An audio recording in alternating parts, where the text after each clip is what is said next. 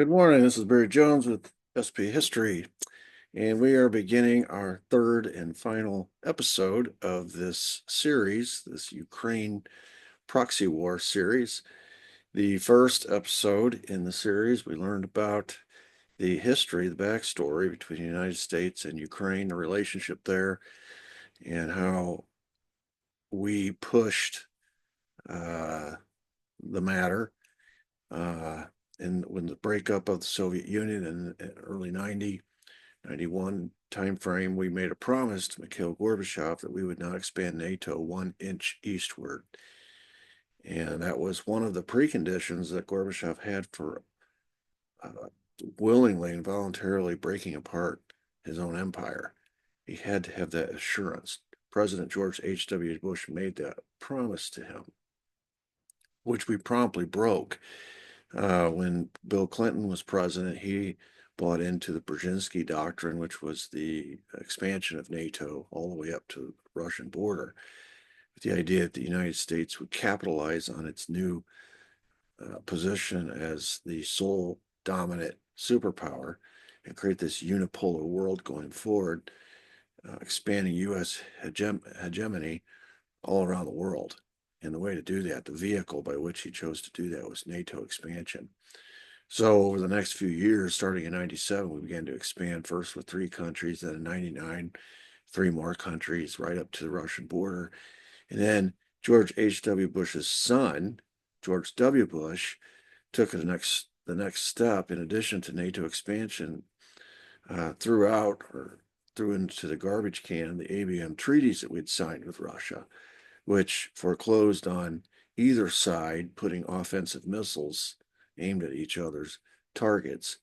It had established for years a level of deterrence between the two countries. When George W. Bush threw out that treaty, those actually there were 2 treaties, threw them both out.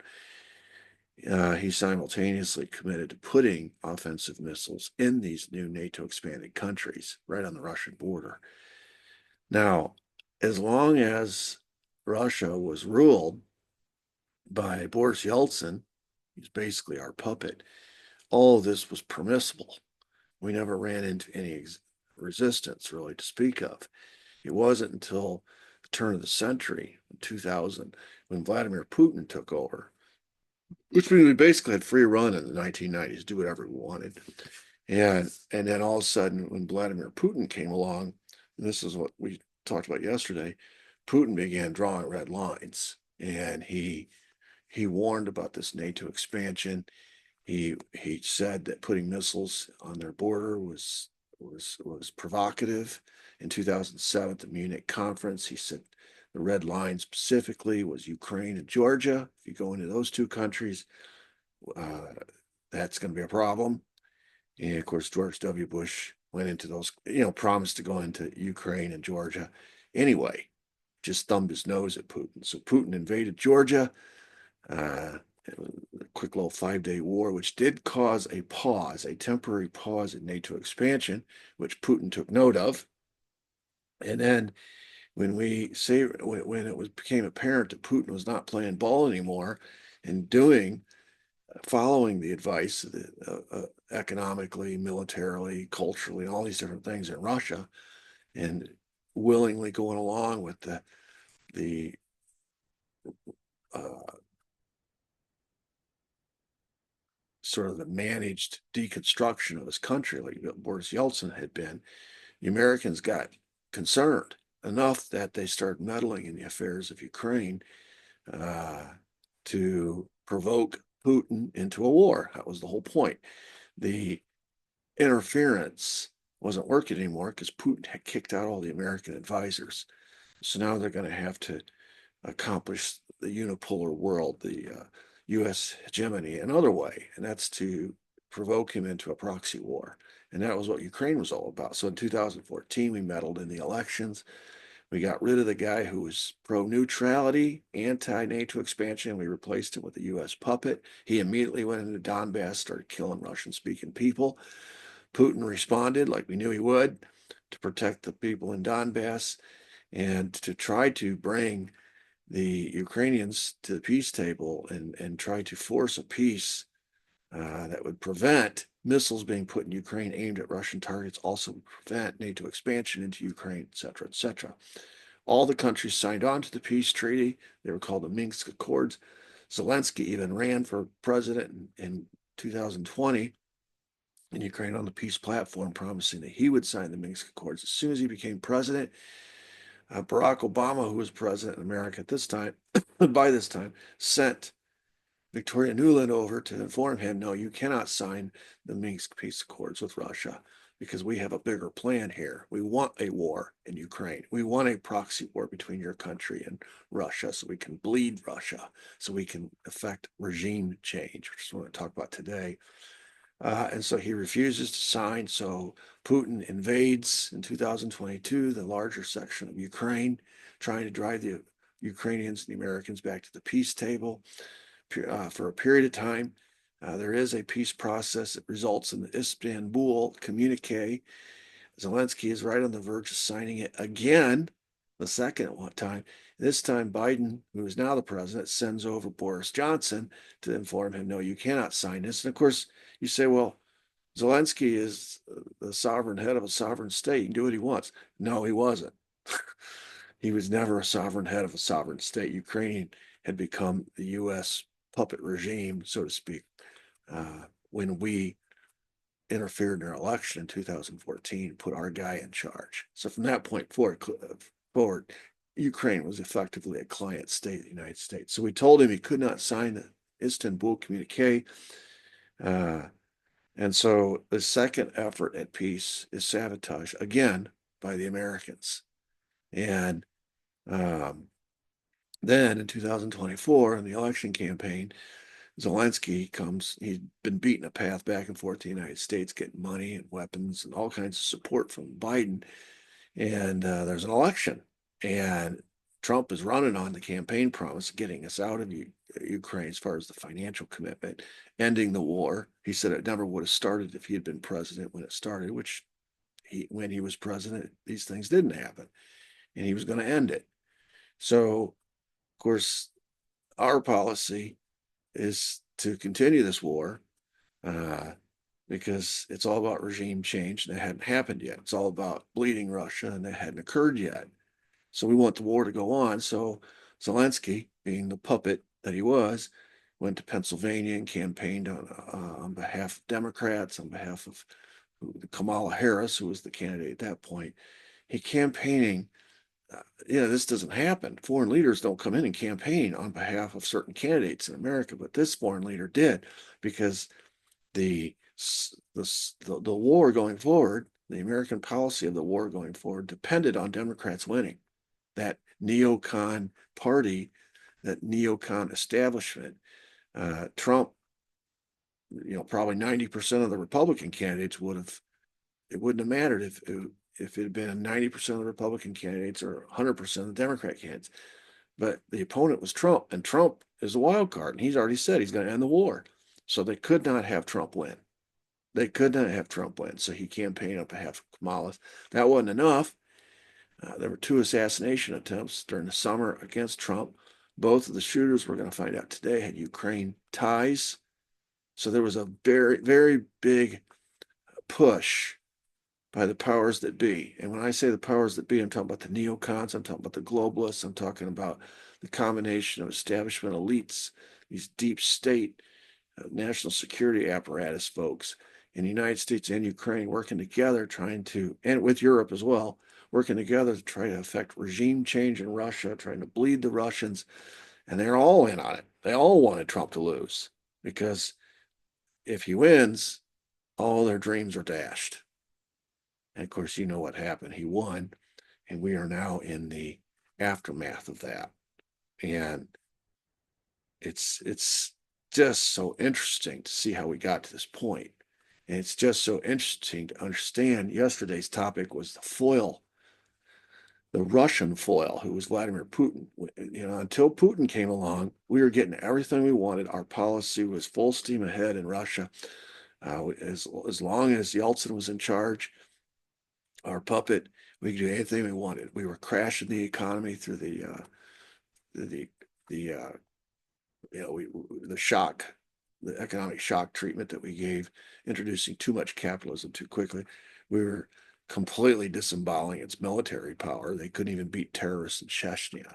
We were culturally destroying Russia. And we were right on the verge of breaking it into sections by ethnicities. Russia would have been consigned to the dustbin of history as far as the superpower is concerned. We were right on the edge. And then Putin comes in and he starts rebuilding the economy. He reduces inflation. He reduces the debt to GDP ratio. Unemployment goes down. He begins restoring the gold reserves, the foreign exchange reserves. He starts rebuilding the oil pipelines and making contracts with China and Europe and Germany, all these other countries. He starts rebuilding his relationships with Saudi Arabia and Africa and Asian countries and India and Japan. I mean, he went about very aggressively restoring Russia to maybe not its former greatness as far as the Soviet Empire is concerned, but at least its former greatness as far as Russia itself was concerned. In other words, he turned everything around. He did literally the opposite the Americans were advising them to do. And his way worked. The American way didn't work. Now, in our view, our way was working because our intention was to destroy Russia. But if you're a Russian, the Russian population, it wasn't working. And so meanwhile, here in the West, we began to demonize Putin.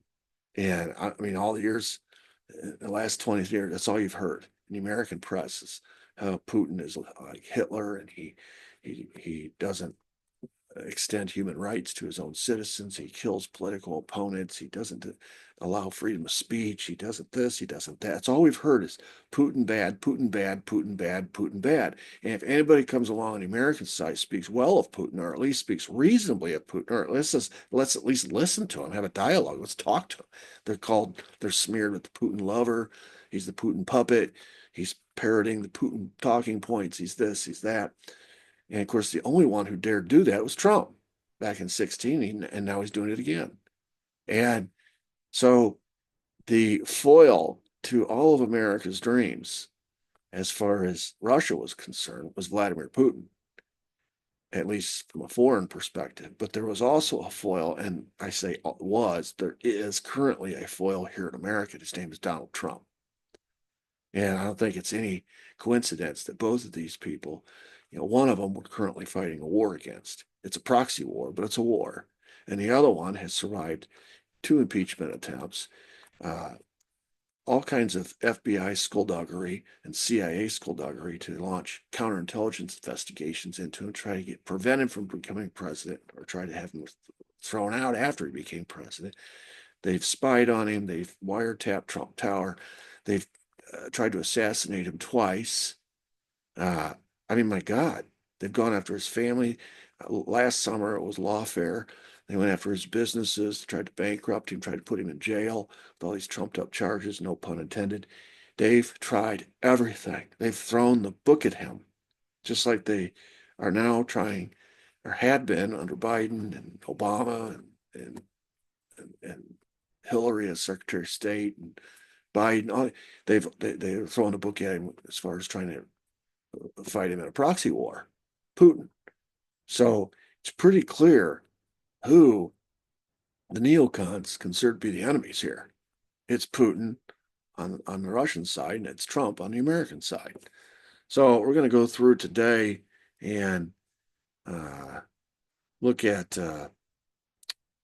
some things in a timeline form, so you can kind of I have found that that's the easiest way for me to understand and put things by putting things in chronological order and seeing the cause. It helps you understand the cause and effect, and helps you understand where you're at.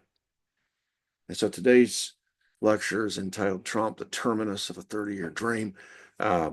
Is actually about 32 years. I think we added it up the other day. If you add up all the years, the presidency, starting with Clinton, and then George W., and then Barack Obama, and then Biden, and then of course the tail end of George H.W. Bush. It's about 32-year dream of creating this unipolar world whereby America was the sole superpower, and we were expanding U.S. hegemony all around the world. And you remember the ultimate dream was today you can take out the bear, tomorrow you can take out the dragon. The bear was Russia and the dragon is China. So that was this 30-year dream, and it meant NATO expansion. It meant nuclear proliferation in all these new NATO expanded countries. It meant broken promises left and right, right? It meant you're meddling in the affairs, overturning elections through the CIA. You're running coups in all these countries to put U.S. puppets in all these different regimes, regime change. So why would it be any different when we talk about regime change in Russia? We just effected regime change in Ukraine. Why wouldn't we try it in Russia as well? So we've got all these methods to accomplish this dream, and and then here comes Trump. And first of all, Putin came along in 2000. He was first. And from a distance, he began resisting. Boris Yeltsin never resisted, but Vladimir starts resisting. And so he becomes the boogeyman. We never thought we would have, the deal was that US presidents, no matter which party they represented, no matter what they said in the campaign, when they would become president, they would be informed by the powers that be that this is the process. You are now part of the process. And as long as you get on board and do what you're told or do what we expect you to do, nothing, there won't be any problems. Well, Trump didn't agree with any of that, so he became a problem here at home. So these folks have a problem in two places. Just like in the 60s, they had a problem with Diem in South Vietnam and Kennedy here at home, and he assassinated both of them. They have a problem with Putin in Russia today and Trump here at home. They've tried to assassinate Trump.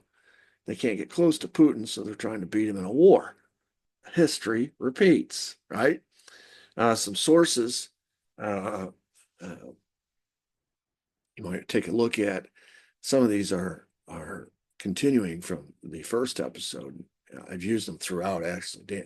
Victor Davis Hanson, I rely on him for a lot of different topics. You talk about a well-rounded historian who can take stuff that happened back during ancient Greece or Russia or Rome and apply it to today. He's brilliant. Seymour Hersh, a lot of the information we're going to talk about with the Nord Stream pipeline came from Seymour Hersh. And of course, the Russia stuff, the Russia Gate investigations into Trump, we're going to talk about a lot of that material comes from Dan Bongino, who's written a book, and he had a show, talked about that topic quite a bit. All right, so let's look at the timeline here. This slide is entitled The March Toward U.S. Hegemony in a Unipolar World. And 1990 is when we made that promise, not a single inch eastward of NATO expansion after Germany was reunified. That was in 1990. In 91, the Soviet Union collapsed. It was a managed collapse by Mikhail Gorbachev. In 1997, Brzezinski composed this, what we call a very bad idea, to expand NATO into the 15 nations that border Russia. So here's the map, NATO expansion through October 2022, and they're color coded. If you look at the colors on the legend, you can see when they were added. So you had the brown first, and the red, the dark, the bright red, and the lighter red, and the dark red. Some of them are proposed, like Ukraine and Georgia, which are the darker red.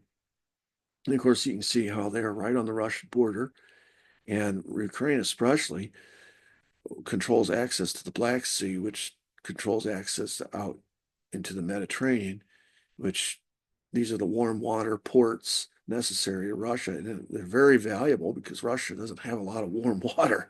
So Ukraine, and then the other thing is Ukraine has been the location of 3 prior invasions into Russia. So the Russians are extremely sensitive who is controlling Ukraine and the relationship with Ukraine, because they've been invaded by Genghis Khan, they've been invaded by Napoleon Bonaparte, and they've been invaded by Adolf Hitler through time, and all 3 of those came through Ukraine. So when Putin warned the West, specifically George W. Bush, about expanding NATO into Ukraine, he noted that at the Munich conference in 2007. He says, listen, this may not seem real to you, but it's real to us. We've been invaded through Ukraine 3 different times, had to fight for our lives. We lost more American life in the war, World War II, but we lost more Russian life in World War II than you lost Americans, not even close. And it was because we were invaded by Hitler and we kept him busy in the East while you landed in the beaches at D-Day, et cetera, et cetera. But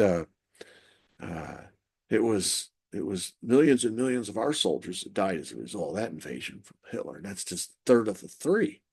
So anyway,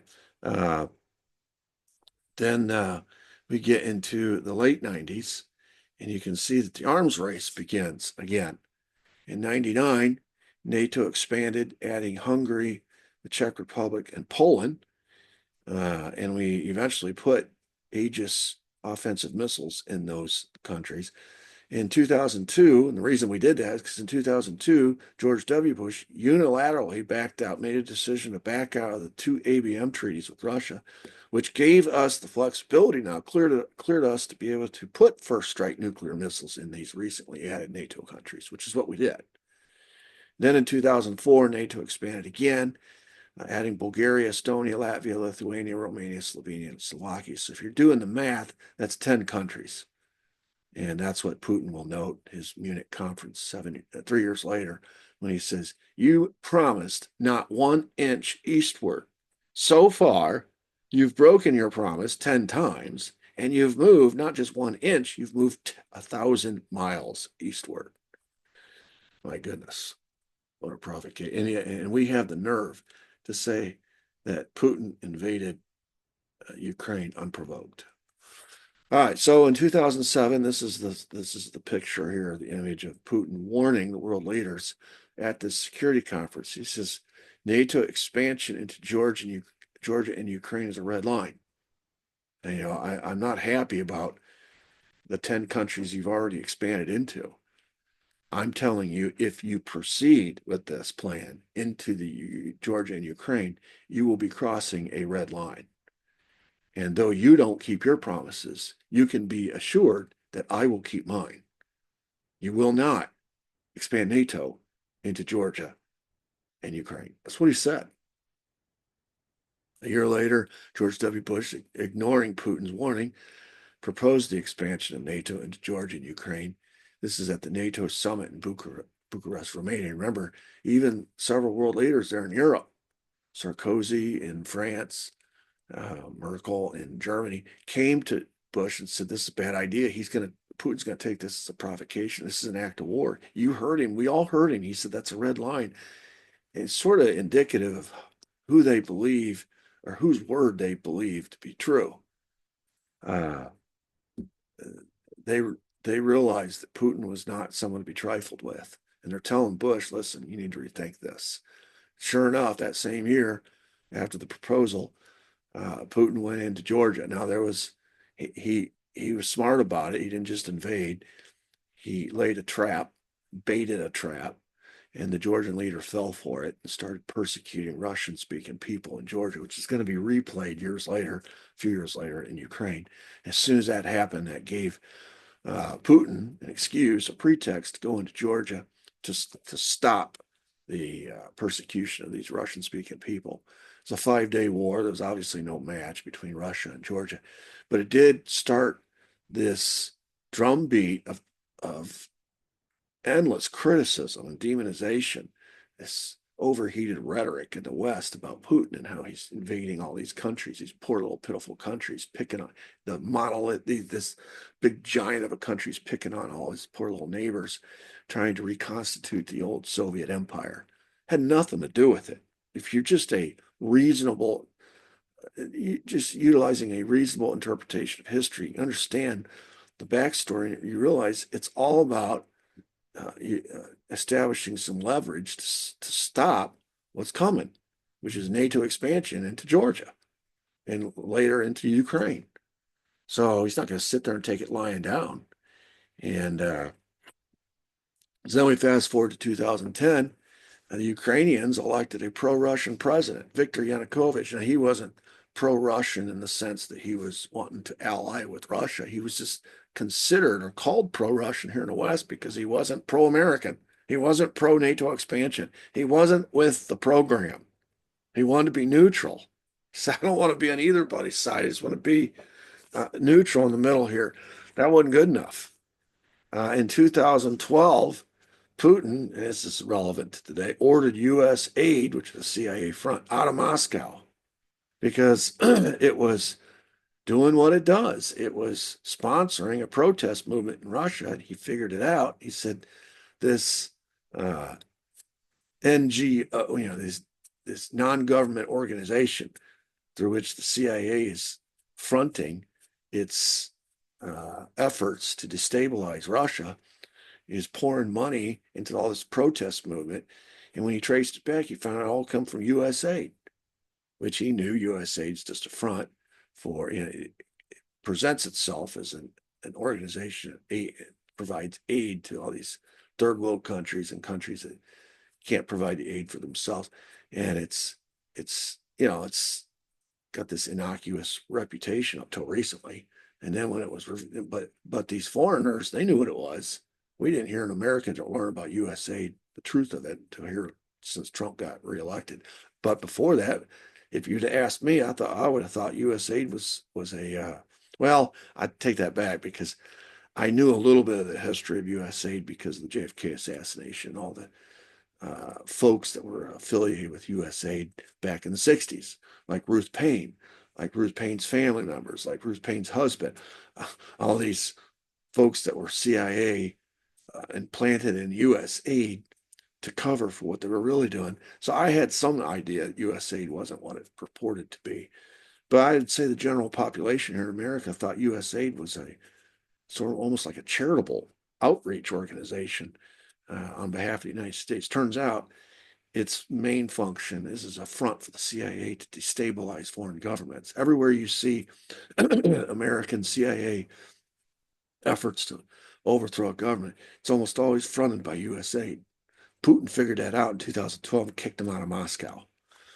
He claimed that the CIA and the State Department is using U.S. aid as a front to sponsor a protest movement in Russia.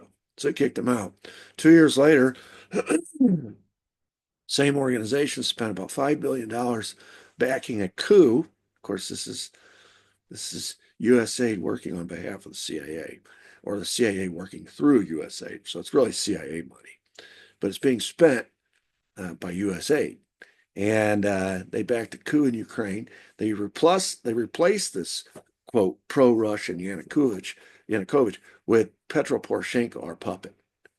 And then immediately, and we went through the history of this, Poroshenko launches an effort, basically a war against the Russian-speaking people in Donbass, which is a region of Ukraine, and it's about 75-80% Russian-speaking, Russian ethnic Russians. These are people that used to be in Russia, part of Russia, and they consider themselves Russian, but they're part of Ukraine when after World War II, they redrew all the boundaries. So they're, for all intents and purposes, they're Russians. And he passed laws, can't speak Russian, no citizenship for Russian. It's very much like what was happening to the Jews becoming non-persons in Germany before World War II. They're doing the same thing too. And by the way, you don't have to search long and hard to find why in Ukraine they might be following or copying the template. Here we are in 2014, 50, 60 years later, what the Nazis did in Germany, because there's a huge neo-Nazi element in Ukraine to this day, as we speak right now. In fact, a lot of them are fighting Russia as we speak. And so we are, in effect, supporting neo-Nazis. And just like we did before World War II in Germany, by the way. So they're just following their brethren. They're doing the same thing that their brethren did in Germany half a century earlier. So that leads to a war, the Donbass War, during which the U.S. backs the Ukrainians, and the Putin comes in and backs the Russians in Donbass. And one of the first things, now Donbass votes, we talked about this in episode 1, 90%, they had a vote, 90% of their population voted to asked Putin to annex Donbass into Russia. And Putin, who everybody in the West believes is after territory, who everybody in the West says is trying to reconstitute the old Soviet empire, who everybody in the West said is trying to gobble up his neighbors, refused. He refused. He said, I would like Donbass to become part of a functional Ukraine. I'm not after Donbass. Now, he was after the Crimean Peninsula, which is part of Ukraine, because he was concerned that if he didn't uh, go in there and take control of the Crimean Peninsula, now the U.S., in its position of treating Ukraine like a puppet regime, like a client state, would, and it would prevent Russia from having access to warm water, the Black Sea, the Mediterranean, uh, the port of Vladivostok, et cetera, et cetera. So he went in and he did annex Crimea because he needed access to that water. He refused to annex Donbass, even though they asked him to by 90% vote, because he said, I'm not trying to take territory. And, the Crimean people don't understand. This is where you got to be nuanced in your understanding of what's going on and balance it against what you know from the cause and effect of prior events. He is concerned about losing access to warm water, and he has a justifiable concern because Ukraine is not operating as an independent sovereign nation. Ukraine is under the thumb of the United States, and it's pretty clear by the time we get to 2014, having just witnessed the United States meddle in the affairs, interfere in the election, overthrow the democratically elected guy, put in their puppet, that if the United States had its way, Ukraine would be a NATO member. It would have missiles on the Russian border aimed at Russian targets, and what would stop the United States from then closing off the Black Sea and the Mediterranean, closing down Vladivostok, the port, and preventing the Russians from having access to any warm water? He's thinking strategically and he's thinking ahead. He's saying, this is what's coming. If I don't do something, this is what's coming. The Crimean Peninsula will be lost to me. It'll be under the control of the Americans, and they will prevent me from having any warm water uh, access. So he made a decision. He could have taken both, right? He's already in the Donbass. He could have taken it, and he could have taken Crimea. And that would play into the narrative that he is after territory. But he refused Donbass, and he only took Crimea.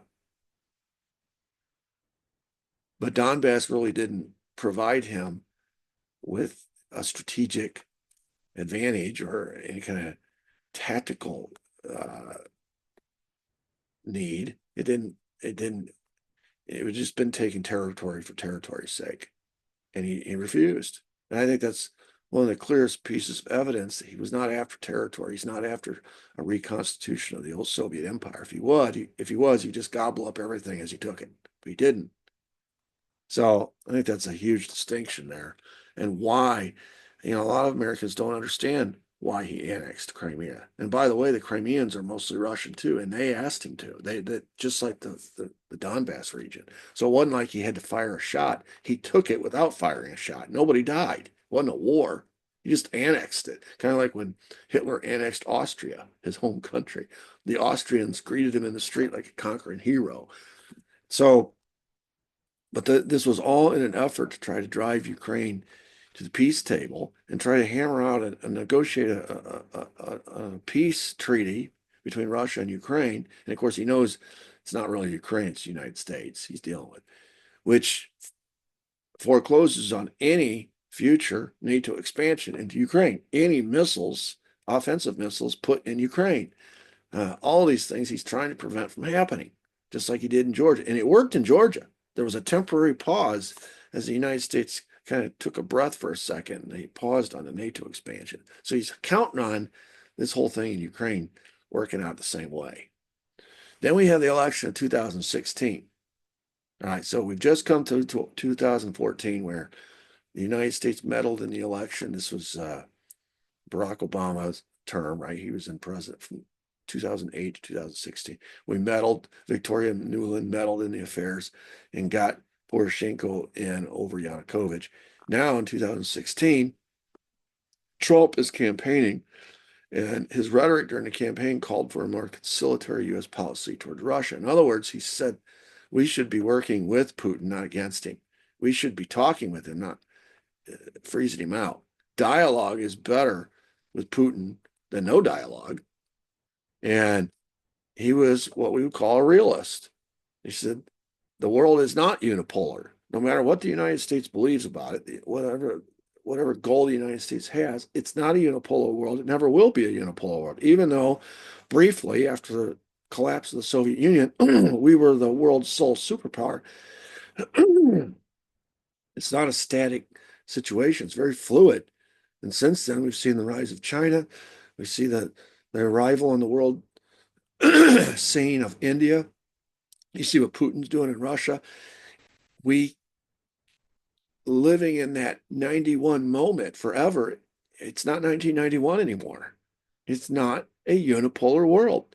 And the world is not going to accept 4% of the world's population, Americans, uh, projecting U.S. hegemony on the world's population, which makes up 96%. They're just not going to. And it's not realistic. This is what Trump is saying. And of course, his campaign slogan was America First. And included in America First was this promise to end the never wars and the foreign interventions. And that would include all this NATO expansion. It just seems to be infinite. It's approach. We're just going to expand till we gobble up the whole world. And I remember in some of the first debates in the primary when he's actually being taken to task by his Republican counterparts because they are bought into this U.S. hegemony. That you go back through that list of presidents. There's a Republican or two in there.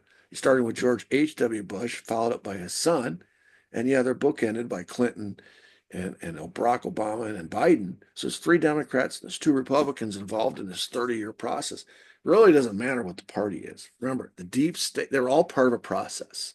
And they were all invested in the process. Think about when he's talking about never-ending wars, it hits the Republican Party as hard as it does the Democrat Party. It was George W. that started the war in Iraq and Afghanistan. It was Hillary and the Democrats, Barack, who were always messing around in Syria and Libya and all these places, and now Ukraine and Biden, Ukraine. So it's Democrats, it's Republicans, it's everybody. And so he is sort of taking on the foreign policy establishment of both parties. And in the campaign, he stirred a lot of pots when he said Putin was a genius. He's saying he's basically admitting or acknowledging what we spoke about yesterday in episode 2, all the accomplishments that Putin had made in the face of a lot of resistance around the world, economic sanctions from the EU, from the United States. And in spite of all that, Putin has completely turned around his country. And you have to be a fool not to recognize that. At least acknowledge it. And he says Putin's a genius. I mean, anybody who can, it's hard in America to win re-election one time as president. By the time we get to 8 years, the American people are exhausted, usually, with the party in power, and they usually switch to the opposite party and try a change. They're just exhausted. It's not always the case, but most times it's the case. And here you got a guy, by the time we get to 2016, Putin's been in power for 16 years. And he's more popular than he's ever been. And here we are, fast forward to today, 2025, he's been in power 9 more years. So, he's been in power for 25 years. And so Trump is just acknowledging the obvious. He's done such a good job in his country, leading his country, that he's been in power all this time. He's more popular than he's ever been with his people. And look at the economic data points of his country and military and all that kind of stuff and that we talked about yesterday. And you just have to acknowledge that the guy has done a good job. That's what Trump was saying.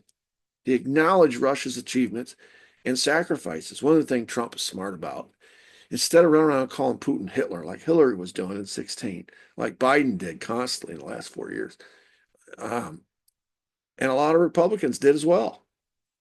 Instead of doing that, Every time you hear Trump talk about Russia, he brings up World War II, and he says the achievements of Russia and the sacrifices that Russia made during World War II when they were our ally.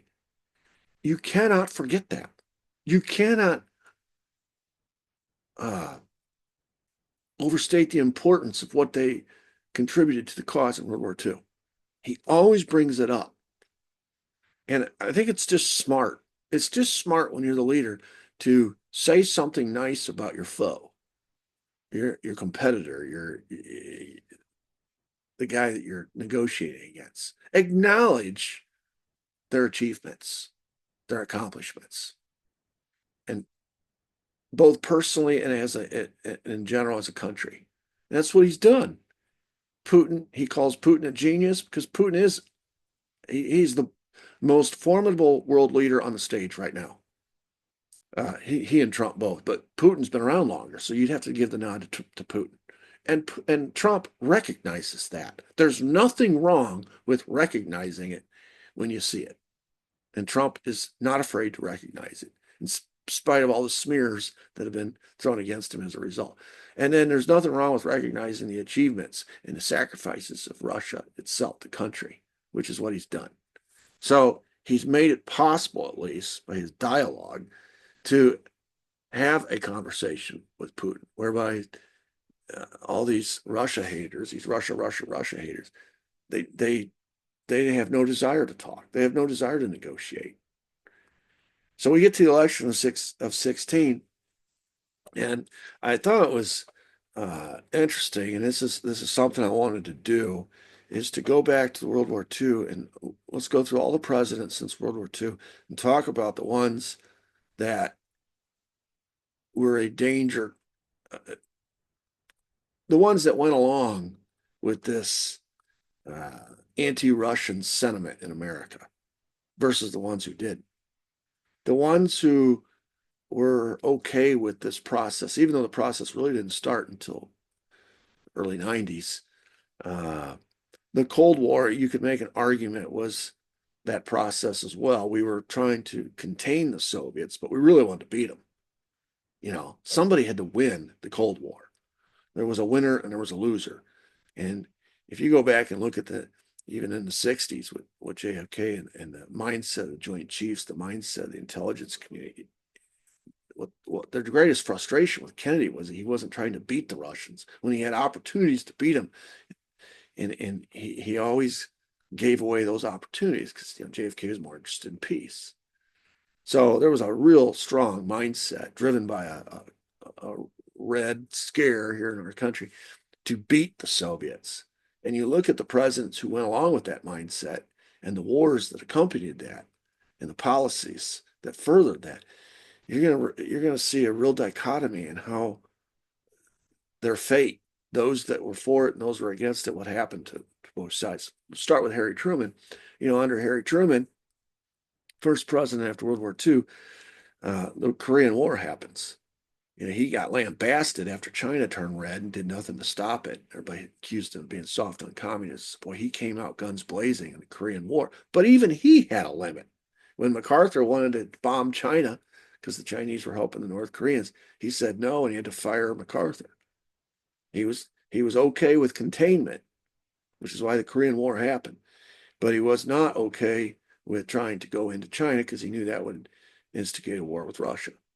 He knew who was backing whom. But he did instigate the Truman Doctrine, which was a promise by the American government to help any country around the world, but specifically in the Middle East, who needed our help fighting back communist expansion. So that might mean money, that might mean military aid. It could even mean troops on the ground. So he's committing the U.S. to stopping the expansion of communism. That's the Truman Doctrine. Then you go to Dwight, and then you go to Dwight Eisenhower, and the Eisenhower Doctrine expanded the Truman Doctrine. That they had that crisis in the Middle East with the canal and everything. So the Eisenhower Doctrine took the Truman Doctrine, put it on steroids, and basically said, yeah, what Truman said, and on top of that, I'm adding my, Truman was a Democrat, Eisenhower was Republican. So this is the bipartisan sort of addendum to the Truman Doctrine. So we've got two presidents back to back, both of whom have publicly committed the United States to the effort to stop U.S. expansion, or communist expansion or Soviet expansion anywhere around the world.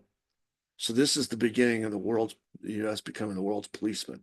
This is the beginning of the United States being the tip of the spear, so to speak, to stopping Soviet expansion, whether it be in faraway places like Southeast Asia or in nearby places like Latin America or in Middle East or wherever.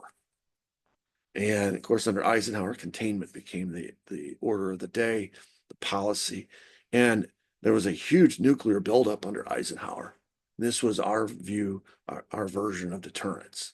If we outbuild the Soviets, all these nuclear weapons, they're going to be hesitant to ever first strike against us because we're going to overwhelm them with our numerical advantage. He also was trying to save money, and he realized nuclear weapons are cheaper than the conventional weapons. And so he could go to the American people and sell this as a cost saving. Problem with it is you can't really fight a conventional war if all you have in your arsenal is nuclear weapons. The only war you're really prepared for is a nuclear war. That became a problem. And then, of course, it was under Eisenhower and his vice president Nixon, all the covert ops started. That was first in Iran and Guatemala, then later Cuba. And our CIA got real busy overthrowing governments and trying to assassinate foreign heads of state. A lot of this didn't come out till later.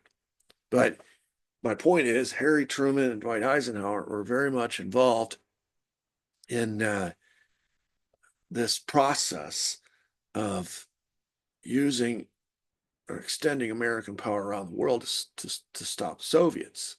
And it was during this period of time that, during World War II, the Soviets were on our side. But if you were born and raised during Harry Truman administration, during Dwight Eisenhower administration, you got a different view of the Soviets all of a sudden. They were the bad guys, we were the good guys. And that's when all that mindset really started, that Red Scare. Then you get to Kennedy, and I've highlighted him in bold. And all these names that are coming up that are highlighted or in bold, there's only two names highlighted, but there's four names that are in bold. The four names that are in bold are going to deviate to an extent from the 30-year process, which is to demonize the Soviets and to use whatever means necessary, all of the means at our disposal to stop Soviet expansion. These four are going to deviate from that by varying degrees. Kennedy the most.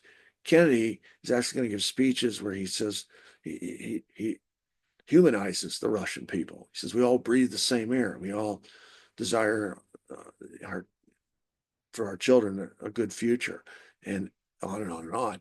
And he begins negotiating with Khrushchev a test ban treaty.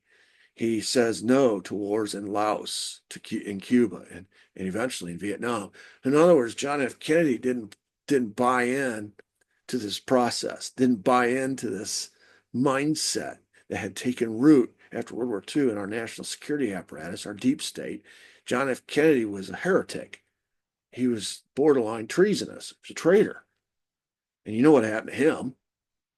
I've highlighted him because he didn't finish out his term. We all know why.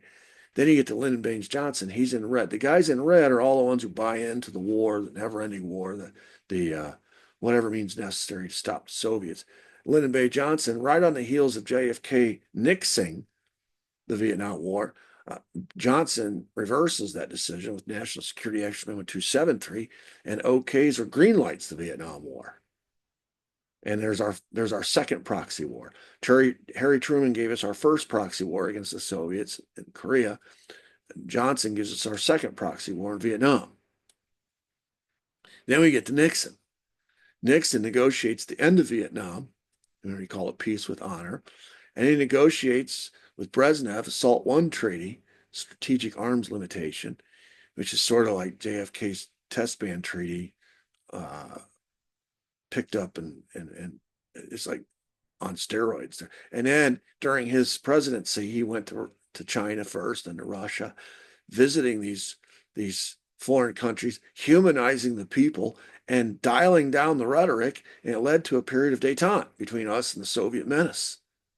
And he's also highlighted because he became a threat to the deep state and its goals of creating an enemy that the American people would support all these never-ending wars and military buildups, et cetera, et cetera. It was appearing to them that Richard Nixon was putting us on a path to peace, ending the Cold War, which was JFK's goal too. And so he had to be dealt with. And so he was ushered out through a scandal that was completely, it was completely the efforts of the CIA to set him up in that whole deal. So here you see two presidents that dared to go against the deep state narrative that the Russian people are bad, that the Russians are bad, that the Soviets are bad, and that they have to be defeated, and fighting these proxy wars in Korea and Vietnam, and building up nuclear weapons, and CIA covert ops in all these different countries, trying to meddle in countries' affairs, and overthrow democratically elected leaders, blah, blah, blah. You have two leaders that stood up to that, and they both, one was removed by assassination, and one other was removed by a scandal and replaced, in Nixon's case, in Kennedy's case, by Johnson, who greenlighted everything. In Nixon's case, it didn't work out the way they thought. They put in Gerald Ford. Gerald Ford had been on the Warren Commission. He'd been its most vocal supporter. He'd covered up that whole lie for years. And so they thought, he'll do our bidding again. And of course, first thing he did was pardon Nixon, which was part of the deal if you're going to become president. So we can't have a trial. We certainly can't have a trial where all this comes out. But then he double-crossed and signed the Helsinki Accords, which was sort of a human rights agreement, not a big significant thing, but he showed a willingness to work with the Soviet leader to try to establish a dialogue. So he was only president for 2 years.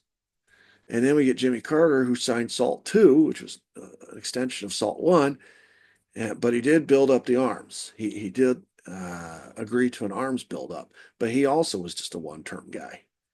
There was no war on Jimmy Carter's watch. There's no war on Gerald Ford's watch. There was no war on Richard Nixon's watch. There was no war on JFK's watch. And all four of those served in two of the cases less than one term. And Jimmy Carter just one term, and Richard Nixon, after winning re-election by the widest margin in American political history, doesn't last another 2 years because of the scandal. But you look at the guys who fight the wars and build up the weapons and allow the CIA to run wild, Truman, Eisenhower, Johnson,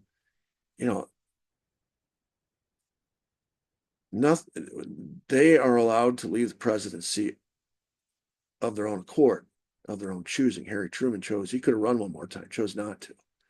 Dwight Eisenhower, very popular, served 2 terms. Lyndon Johnson could have run again, chose not to because his own policy became his own undoing. But what I'm trying to show here is that you're treated differently by the establishment if you go along with the process. Let's fast forward. We get to Ronald Reagan in 1980. He called the Russians evil empire. He fought a proxy war against the Russians in Afghanistan, supporting the Mujahideen, kind of like what we're doing right now in Ukraine.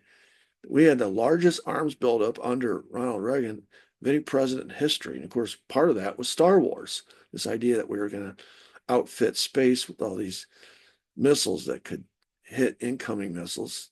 And they were defensive in nature. It's part of the reason why the Soviet Union collapsed, because they tried to copy Star Wars, even though it was just a concept here in America. It really wasn't workable yet. Just the idea scared the Russians to death. They'd have all these offensive long-range missiles that would be rendered moot if the Americans could hang missiles in the air on space stations and shoot down all their missiles, first strike missiles that might be incoming into America. And then it would leave the Soviet Union exposed because they didn't have Star Wars, and we could follow up with our missiles, destroy them, preserve us. Ronald Reagan served 2 terms. George H.W. Bush presided over the fall of the Berlin Wall, the fall of the USSR, and was the one who made the promise that there won't be any expansion of NATO 1 inch eastward. He and his Secretary of State James Baker, so he got one term. But now during the time that he was president, we had that war in Iraq, the first war, and so nothing bad happened to HW. He just lost to Bill Clinton. Bill Clinton serves two terms, and during the time that he was president, launched economic warfare against Russia, which was what we talked about prior yesterday. The shock therapy designed to destroy Russia. This is during the 90s. He interfered in the election in 96 to help Yeltsin win re-election, and he expanded NATO a couple times. So he's with the program. He served 2 terms. George W. Bush comes in. He continues NATO expansion, pulls us out of the ABM treaties, right? He's president during the time Putin goes into Georgia because W said we were going to expand NATO into Georgia, so he slaps him with economic sanctions. He serves 2 terms. Barack Obama makes some noise about a reset, sends Hillary Clinton over with that foolish red button. And of course, that all fell apart because Putin wasn't into all the games and the gimmicks. He said, listen, you can come over here with all the reset buttons you want. Bottom line is, you're not going to expand NATO into Ukraine. Well, not only did we continue along that path, we interfered in our election. We've talked about that. Overthrew the Yanukovych, put in Poroshenko, eventually Zelensky, created the Donbass War, created the war in Crimea, slapped with economic sanctions, and through Victorious Nuland told them he cannot sign any peace agreement with the Soviets. Then you have Biden sabotaged the Minsk Accords, sent Boris Johnson over, said you cannot negotiate with the Russians. The second time we sabotaged peace with Putin through Ukraine. He sabotaged the Istanbul communique. The war in Ukraine happens on his watch. He sabotaged the Nord Stream pipeline in order to force European countries, NATO countries in Europe, specifically Germany, to buy our natural gas instead of Russian natural gas, which would starve the Russian economy and prevent them from having enough money to prosecute the war, right? We did it right during the winter heating season, the one that they would need our oil, need our gas. We sent $300 billion. That's an estimate of weapons and money to Ukraine. There was no dialogue during this time with Putin and or Russia. We just slapped him with sanctions. So here you have a list, 1, 2, 3, 4, 5, 6 presidents, in addition to the ones on the previous slide, those 3. So you have 9 presidents since World War II who have, in their own way, gone along with the process. All right. And so most of them served 2 terms, and most of them were considered to be successful presidents. And then you have the 4, all prior to 1980, who stood up to the process. Bad things happened to them. Either they only served 1 term or less than 1 term, or they got assassinated or thrown out of office as a result of a scandal. The bad things don't happen to the presidents that go along with the process. If you go against the process, bad things happen. Well, that brings us to Trump. And of course, Trump in 2016 was saying we need dialogue with Putin, called him a genius. And he acknowledged their achievements and their sacrifices. And for this kind of rhetoric, Trump was accused of participating in Russian election interference. They said he was colluding with Putin. You remember all the collusion, Russian collusion, Putin, colluding with Putin. And so he was a friend of Putin. He was repeating Russian disinformation. He was guilty of treason, all this stuff. This is prior to the election. They were trying to prevent him from winning. In fact, we know that because text messages from FBI, let's see where I can put my face here. I'll put it up here in the corner. Text messages from these FBI agents, specifically Lisa Page and Peter Strzok, pictured here on the bottom, talking amongst each other, back and forth to each other. They're having an affair, so they're communicating back and forth. But they're talking about Trump, and Peter Strzok calls it the insurance policy. The insurance policy was this Trump-Russia collusion hoax that they were going to smear him with, hoping that the American people would think, oh, we can't vote for Trump. He's Putin's puppet.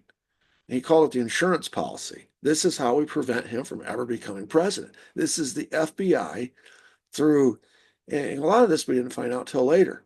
They trumped up this dossier that came from an MI6 intelligence agent over in Britain named Mike Steele. I forget his first name.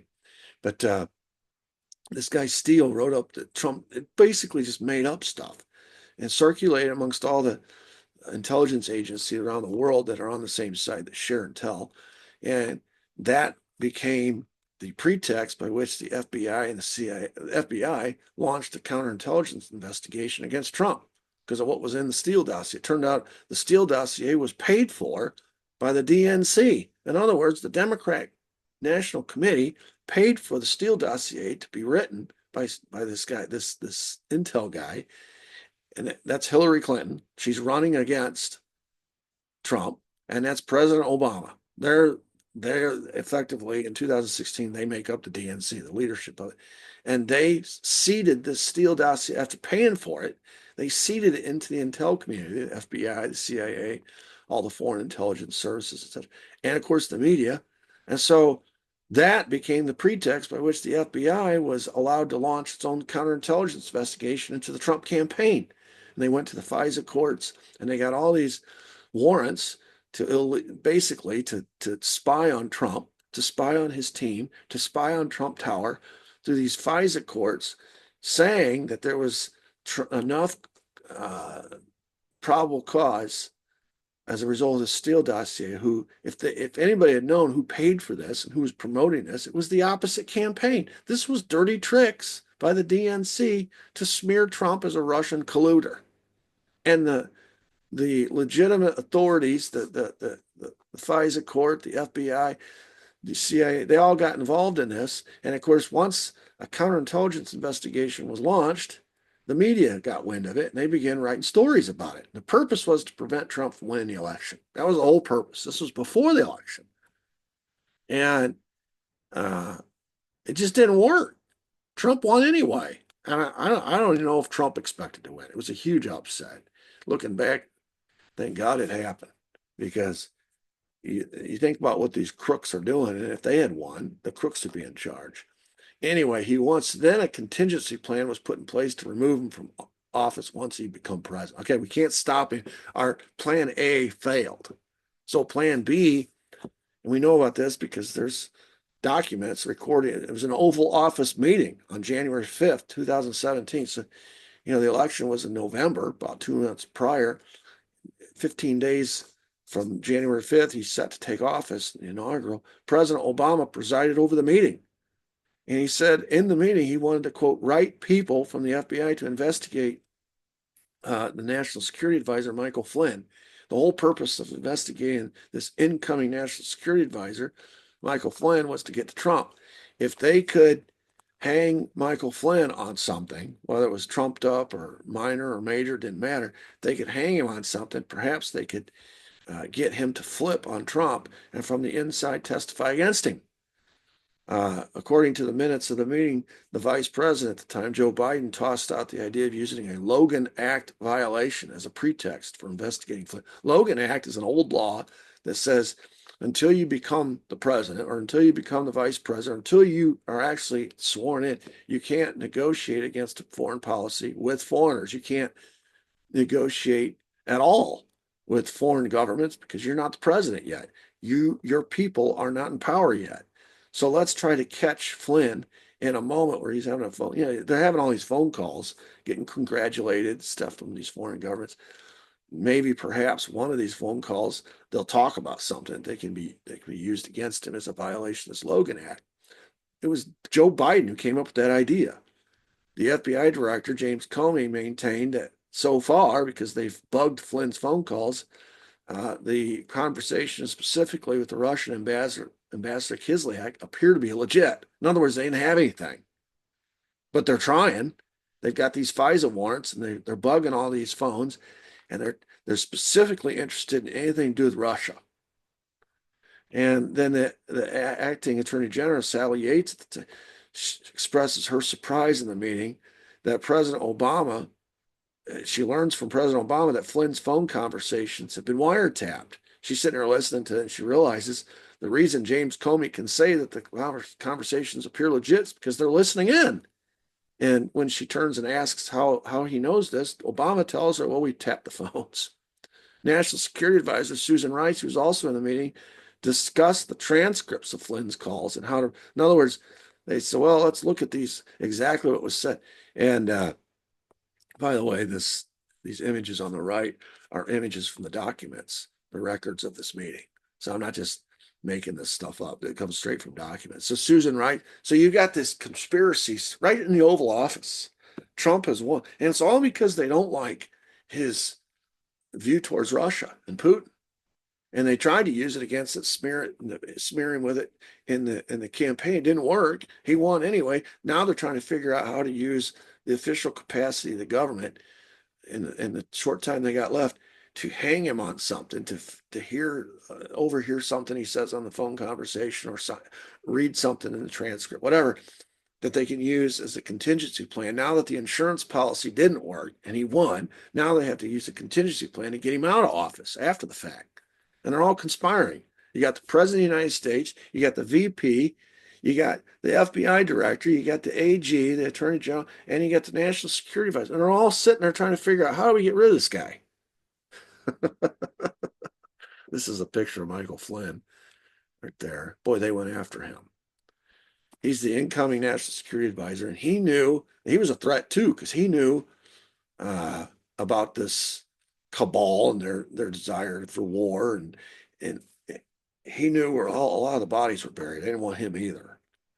One of the first tasks he would have had as the incoming NSA would be to audit all the intelligence agencies, which means to go through and not just monetarily, but to look at what they're doing, what they've been up to, and determine the course forward, or if anyone has broken the law in prior acts. So in other words, they're going to have a new boss. And so they went after Flynn to protect this whole narrative that Trump's in bed with Putin and this Russia collusion stuff. And if they could put him in legal jeopardy, it was a perjury trap, is what it was. They invited him to a sit down after he found out there was this investigation going on. They said, hey, it's just a voluntary sit down. You don't need your lawyer. We're just going to ask you a few questions. They presented it to Flynn like it was no big deal. So he goes, now what he doesn't realize is they've been wiretapping his phones, and they have a written transcript of everything he says. What they're going to do, they know, they've already admitted amongst themselves that the conversations were legit. But what they're going to do is they're going to try to get in a perjury trap where he lies about one little part of the conversation. He doesn't say, a lie can be a lot of different things in an FBI investigation. It could be withholding something. It could be changing something ever so slightly, whatever. They're going to try to put him in a perjury trap based on what they are reading. He thinks this is just a conversation. They're asking him questions, and he's just freeballing it, basically. But they have the written transcript. And if he says one thing wrong during that time, of course, he's not aware of any of this. If he says one thing wrong, they got him for perjury. That's the whole point. It was a perjury trap. And then once they get him in a perjury trap and they say, we're going to throw the book at you, the thinking is, because most people will, they think, well, he'll flip and testify against the president. And that's our contingency plan. And that will get rid of Trump, and we can put in, Pence will take over, and Pence is our puppet. So we'll protect this plan, this process going forward. We'll get rid of this. We'll use this Russia collusion nonsense to smear him. And then when we get one of his own testifying against him, it'll make it look official. American people will buy it. Anyway, so he gets charged with perjury because he says, he doesn't flat out lie, but there's some deviances from his memory, what he's trying to remember from the conversation versus what they have on record, because they have a transcript of it based on the wiretaps. He says a couple things different. So they charge him with perjury, and they try to get Flynn to flip, and he won't flip. They run him through the ringer. They bankrupted him. They even threatened to put his son in prison for something. They went after his family, and he still wouldn't flip. If there's a hero in all this, it's this guy right here. He would not flip. And he went through hell. Now, later, he fought back. And when all of this starts to come out in the wash years later, uh, the Department of Justice was later forced to drop all charges when it was discovered that exculpatory evidence, meaning evidence that would have cleared him, was not given to Flynn or to his lawyers. So all they were, that's the law. In a criminal proceeding, all evidence must be presented in court, not just the incriminating evidence, but the exculpatory evidence. How else is a jury supposed to determine guilt or innocence? They're just getting one side. You got to get both sides. And the government withheld the exculpatory evidence because they were trying to railroad Michael Flynn. And if they could get him charged sufficiently, and it looked bad enough for him that he was going to be serving a long prison term and all that, chances are he would flip, and then they would let him off with a slap on the wrist, give him a deal. But he never flipped. He always believed in his innocence, so he never gave in to the pressure. And they when it came time to actually have the court proceedings, their case was so flimsy, before the court proceeding, they could say anything they want to Flynn and his lawyer. But once they get in front of a judge, they had to present their evidence. They didn't have any. And then the exculpatory evidence comes out, but it was the revelation that they had withheld the exculpatory evidence comes out. So now there's evidence against them of wrongdoing, not against Flynn, but against the Department of Justice and their attorneys. And so all the charges got thrown out eventually. But that shows you the lengths to which these people will go, and that to preserve this process. And to preserve the process, they had to get rid of Trump. And to get to Trump, they had to go to Flynn. So on to, they've lost on the insurance policy. Now they've lost on the contingency plan. So now, excuse me, the FBI leaks to the press about this counterintelligence investigation that had been ongoing during this whole period of time, starting in the campaign, ongoing to the current time. And the media begins reporting on it. And it caused such an uproar. The new Attorney General, William Sessions, appointed a special counsel to investigate the campaign's alleged ties to Russia. So now they're going back to the Russia collusion and the Steele dossier and all the stuff the DNC cooked up, being paid by Hillary and Obama. They're going back to that. And so there's going to be a special counsel now. And the whole purpose of this is to frame Trump. Either they knew there was no evidence of Russia collusion, but they thought if we drag this out, he will resist. He'll try to obstruct justice in some manner, shape, form. Either he'll say something on Twitter or he'll order somebody to do something. If we can find evidence, it's just like the Flynn thing. It's a setup. They were trying to set Flynn up in a perjury trap to get him to flip. Now they're trying to set Trump up to obstruct justice in some manner, shape, form, so that they can charge him with obstruction of justice. And it's a trap. They know they have no evidence of Russia collusion. It's a trap to get him to obstruct justice. And so they drag out this investigation for, look at the year. The report was finally issued in March of 2019. For 3 of the 4 years that Trump was president, first term, he had an axe hanging over his head called Robert Mueller. He was the special investigator and the prosecutor. And he basically had carte blanche to go over Trump's whole campaign, his life, basically, even his presidency, with a fine-tooth comb. And if Trump makes one misstep along the way, it's going to end up in the Mueller report, and that's going to form the basis of an impeachment proceeding against him. That's the whole point of this. 3 years of this investigation. And Trump, I don't know how he did it, but he held his water. He didn't obstruct justice. And in the end, the report cleared him. There was no collusion. Of course, Trump then is free to say what he wants. No collusion, no obstruction, complete and total exoneration, keep America great, blah, blah, blah.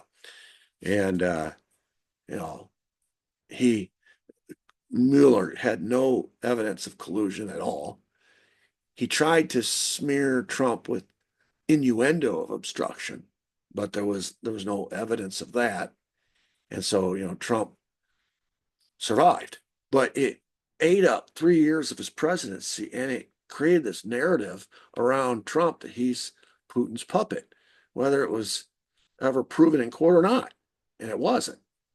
All right. So now they have failed on this is all because Trump took the side of being realistic about Putin and Russia in the campaign of 16.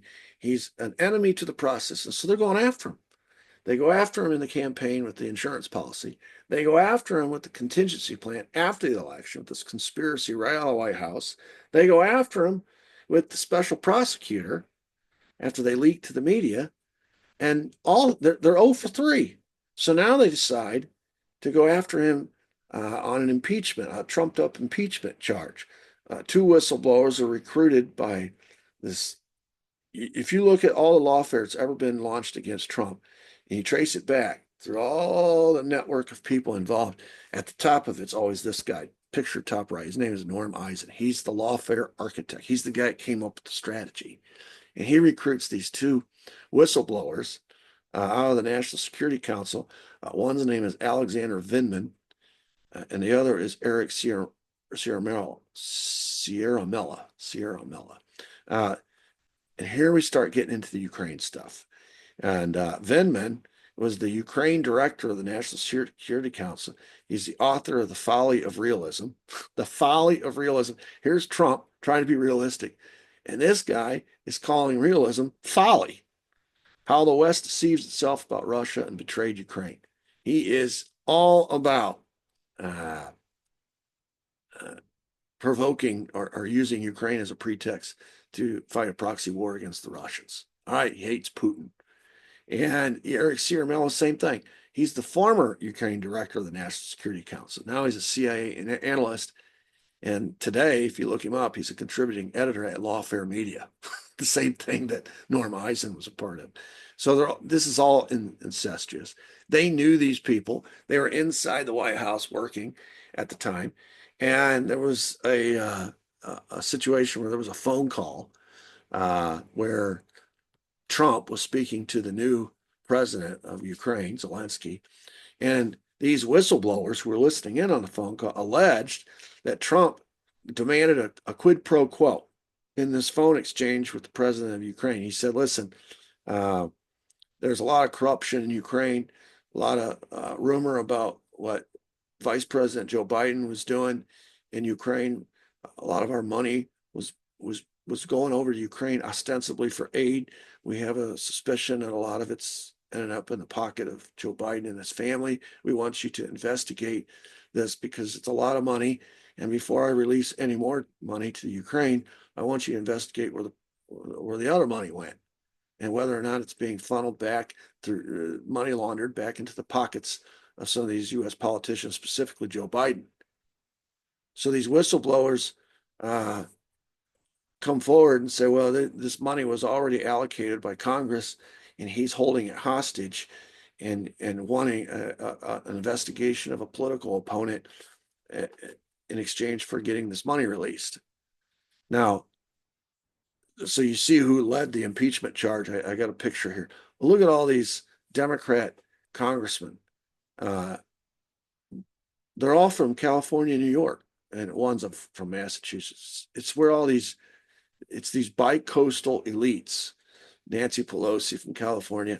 I think it's Barbara Boxer from California. You got New York, Massachusetts, another California, Adam Schiff, and they launched an impeachment inquiry. And of course, they didn't have any evidence because the phone conversation did not, there's a recording of the phone conversation. It did not show a quid pro quo. Furthermore, both presidents on both ends of the phone conversation denied it. Trump denied it on his end. Wouldn't you expect that? But Zelensky also denied it. The money was eventually allocated before the charge was made. So it wasn't like it was held hostage. There's no record of an inquiry in Ukraine into Joe Biden or an inquiry into auditing where the money went. So you can't make the argument it was a quid pro quo. It never happened. There were no firsthand witnesses. No documents, no smoking gun, just the word of these two whistleblowers. Now, I misspoke. I said they were listening in. Obviously, you can't listen in on the phone conversation of the president. It's what they say they overheard because they're in the White House and what was passed along as what was said on that phone conversation. And so it's just their word, but they didn't have any documents or anything to back it up. And so when it came time for a vote, of course, the House impeaches, the Senate has to actually do the trial. The House was controlled by Democrats, so they charged him with abuse of power and obstruction of Congress. Obstruction of Congress because he refused to give over some documents. He claimed executive privilege, so they charged him with obstruction of the Congress. It goes to the Senate. You got a 2/3 vote you need to convict. The Senate voted along party lines. Trump won both times, 52-48 and 53-47, because Republicans controlled the Senate. So he survived. So now you think about it, he has survived the insurance policy. He has survived the contingency plan. He has survived the uh, the special prosecutor after the FBI leaked it to the media. He has survived now impeachment number one. Now they're 0 for 4. So if you look at the timeline, it's kind of interesting. And of course, he'll later get impeached again, but it doesn't really have anything to do with with this whole thing. That whole impeachment, the second one, was to prevent him from ever running again, which is why they chose the word insurrection, because it's in the Constitution. Anybody guilty of insurrection cannot ever hold public office. So they charged him with insurrection after he left office, related January 6th. And it wasn't because they were trying to kick him out of office. He had already lost the 2020 election. It was because they're trying to prevent him from running again in 2024. So that's a fifth attempt, right? And we haven't got to the assassination attempts yet. So 2019, right towards the end of Trump's presidency or his first term, the Ukrainians elected Zelensky. And of course, Zelensky was elected promising the Ukrainian people. First thing he was going to do is sign the Minsk Accords. He called it the peace plan or the peace platform. And then Biden beats Trump, and that's a long story, but let's just stipulate that he beat him. And after taking office, he sends Victoria Nuland over to talk to Zelensky to tell him, no, you cannot sign the Minsk Accords. I know you said you were going to, but you can't. And then in 2022, Putin invades Ukraine to try to force Zelensky back to the negotiating table. So that brings us to the next issue in 2022, the Istanbul Communique. This is a proposal signed by the European nations and Russia. Everybody signed on. And here Biden sends board. So Biden now has twice forbade Zelensky from making peace with the Russians. First, relating to the Minsk Accords after he wins election in 2020. Second, in 2022, after the Istanbul Communique. He sends Boris Johnson over, and then he reveals, this is the thing about Biden, he just says stuff. He's got loose lips, and his advisors probably not happy that he said this, but because they've been arguing back, saying, no, this isn't about regime change. This is about the Ukrainian people, blah, blah, blah. No, it was about regime change. Biden said so. In a speech in Poland, he said, quote, Putin cannot remain in power. And this is after the invasion and why we're helping Ukraine. It's about getting rid of Putin. And they even gave him a chance later to clarify his statement, clean it up a little bit. He said, no, I make no apologies. I'm not walking anything back. We're trying to get Putin out of power. And it continues. On January 26, 2022, in an effort to sort of, I don't know, he's basically, you talk about Putin laying out a red line. Here's Biden laying out a red line. January 26, 2022, he says, if Russia invades Ukraine, which they do a month later, one way or another, Nord Stream 2, this pipeline that had just been finished, was set to go online, will not move forward. This is Ned Price, the State Department. The next day, quote, if Russia invades Ukraine, one way or another, Nord Stream 2 will not move forward. This is Victoria Nuland. Now it's not a spokesperson. This is a senior State Department official. About a week after that, February 8th, press conference, Joe Biden said, quote, if Russia invades Ukraine, there will be no longer a Nord Stream 2. We will bring an end to it. 3 weeks later, Russia invaded Ukraine. So what happens next? Mysteriously, there's an explosion in the pipelines and it completely sabotages both pipelines. September 26, 2022. According to investigative reporter Seymour Hersh, talked about him at the beginning, the U.S. blew it up. Now, Biden denied it. And he said, oh, Ukraine did it, which is convenient. But the evidence shows that the U.S. did it. Ukraine did not have the capacity to do what happened. Only the U.S. had that kind of capacity, that kind of wherewithal. And of course, we waited until the winter heating season for maximum impact. The largest NATO country, which is the United States, and we basically run NATO, in essence, attacked the energy source of the second largest NATO country, which is Germany, and there's no repercussions at all. Germany just laid down, took it like a dog, which proves, if Putin's watching this, it's bad. It's kind of a good news, bad news. If Putin's watching this, he's saying, okay, the U.S. did this because if it was anybody else, Germany would not take this lying down. If it was Ukraine, like Biden is saying, Germany would be pissed off at Ukraine and there would be repercussions. But Germany knows what side its bread is buttered on, and it's not going to counter the United States. It's not going to go against the United States. And so the only one that could get away with this without German blowback, any blowback from Germany, would be the United States.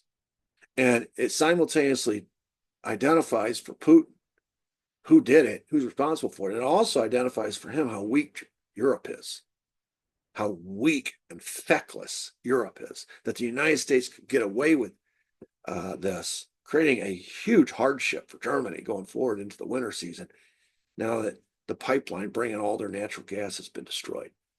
It forced these EU countries, not just Germany, but a whole collection of them, to buy expensive US natural gas instead of the cheap Russian natural gas. And it deprived Russia. This was strategically, it makes sense, right? And I don't have any qualms if you're going to war with somebody. This is the kind of stuff you do because it deprives, in this case, Russia of money from the pipeline to finance the Ukraine war. What I have a problem with is that we denied it and that we said we're not at war with the Russians and we're not trying to affect regime change. When the whole thing is about regime change, and the whole war in Ukraine is really a proxy war between us and the Soviets. We just keep denying. We're so worried about the impression or the image or the public perception and all that. So we just lie. We're so disingenuous about everything that we do. It did drive a wedge between Russia and EU countries. What bonded Russia to these EU countries all this time was economically these pipelines. Well, now the pipeline's been severed and they're buying their oil and natural gas from us. There's no reason to continue this relationship with Russia. In fact, they're now helping because the United States tells them to, and they're part of NATO, to help Ukraine against Russia. So Russia's now, in effect, their enemy. It forced the EU to abandon their long-standing commercial relationships with Russia and instead turn to the United States. All right. So 2022 to 2024, what's been going on. There's been this Russia-Ukraine proxy war. We've spent almost 200 billion. Some people say Trump says 300 billion. He's prone to exaggeration. So somewhere between 200 and 300 billion dollars. That's military, that's financial, that's humanitarian. NATO, excluding U.S. contributions, has spent about 100 billion. So maybe that's where he's getting his 300 billion total. I don't know. But you see clearly, without the United States, the Ukraine can't prosecute the war. We contribute far more than Europe does. The casualties, it's impossible to say. You're not going to get Putin to say how many Russians have died. The Ukrainian government keeps lying about how many because they want to keep the impression alive that they're winning the war. They're clearly not winning the war. But best estimates are that 1 million casualties on Ukraine's side, just on Ukraine. And I mentioned in yesterday's episode, the average age of the fighting man in Ukraine now is age 30. They've run out of 18-year-olds. They've run out of 21-year-olds. They've run out of 24-year-olds. They've run out of 27-year-olds. They're at 30 now. They're going around doing what they call forcible, I forget the word for it. It's not it's conscription, forcible conscription, I think it's what it's called. Well, they just pick up people off the street, throw them in a van, send them to the front. Guy out walking his dog gets thrown into a van, disappears. They're running out of soldiers. And of course, NATO, uh, the EU and the neocons in the US are pushing for the war to continue because it's the bleeding strategy. It's what the Russians did to us in Vietnam. They bled us, proxy war. It's what we did to the Russians in Afghanistan. We bled them. It's what we're trying to do to Ukraine now. We're trying to bleed them. And it's interesting, once Trump becomes president and starts doing what he said he was going to do, which is try to end the war, all these folks start squealing like pigs about continuing the war, and even without the United States. Here recently, the European countries got together and trying to figure out a way that they could continue to support Ukraine, so Ukraine continue to fight the war, even if the United States is not supporting it. And of course, they invited Zelensky and they treated him like a hero, but Zelensky knows there's no Ukraine war without the United States. Europe knows it. They all know it. Putin knows it, which is why he's in the catbird seat now when it comes to negotiations. He's winning, and he knows the war can't continue without the United States. Trump is now the president of the United States. He campaigned on ending the war, on ending the support for the war. So he's sitting pretty. Just like always, he won. He strategically beat the rest of the world when it came to tactics and strategy. He beat him. He outthought. He won. He wins again. And a lot of it is because we overreach. He allows the United States in this obsession with this process, this 30-year process, to create this unipolar world where we're the only superpower. We expand U.S. hegemony around the world. We expand NATO. We put missiles on Russia's border. We break up Russia, and next we're going to target China. That was our 30-year process. And it was Putin in Russia and now Trump in America that threw a monkey wrench into all that. Now, what is a proxy war? I keep saying proxy war. A proxy war is important because it bleeds your enemy at no cost in human life to yourself. And I use Vietnam as an example, Afghanistan. Ukraine is a current example. It's not American lives that are being lost, unless Americans volunteer to go over there and fight, but it's not U.S. policy. We're not putting boots on the ground. Same thing with the Europeans. It's the Ukrainians incurring all the sacrifice, but they're fighting our enemy, right? And now, the irony here of this war is, though it was intended to bleed the Russians, though it was intended to weaken Putin in standing in his own country and around the world, it has actually accomplished the exact opposite. It's NATO that's running out of money. It's the United States that says we can't continue to support this war effort as a matter of just economic policy. We can't afford it. So it's actually bled us. And instead of weakening Putin standing with his own people, it's actually strengthened Putin in front of his own people, and it's weakening all the leaders on the Western side that advocated for this war. EU leader after EU leader is now losing elections. And go back and look at who the EU leaders were in 2022. Look at who they are now. They all lost. And here in the United States, Biden lost, or the Democrats lost. And now they've been replaced by an anti-process president, an anti-NATO expansion, anti-never-ending war, anti-Ukraine war, all this stuff. Trump is the replacement. It's not just any Republican, it's Trump. And so it's actually accomplished the exact opposite. Putin just hung on against basically the entire world. And now he's waited it out. He's winning. He's stronger in the eyes of his own people. And it's the West, specifically the United States, the EU, the NATO, it's them that ran out of money. It's their leaders who lost the next election because the public opinion turned against it. It's amazing. So then we get the election in 2024. All right, here we go again. Trump campaigns basically saying the same thing, advocating for a dialogue with Putin. He says, I will end the Ukraine war in a day if he was elected. That was his promise. He always exaggerates like that. He says the war should have never happened, and it wouldn't have started if he were president. And as an anecdotal, or actually not an anecdotal, but as evidence, he points back and he says, look what happened when these other guys were presidents. When George W. Bush was president, Putin invaded Georgia because he was provoked by the ABM pullout and the NATO expansion, etc. When Barack Obama was president, Putin invaded Crimea to preserve access to the warm water ports because Barack Obama was continuing in this policy of meddling in Ukraine elections, 2014, taking over Ukraine, treating it like a client state. If the U.S. comes in and takes over the Crimea, the Russians would lose access to the Black Sea, the Mediterranean, and their port in Vladivostok. So it was during the time Barack Obama was president. And when Biden was president, Putin invaded Ukraine. And he says, what? Do you notice a trend? When I was president the first time, Putin didn't invade anybody. And when I'm president a second time, Putin's not going to invade anybody. In fact, we're going to have peace.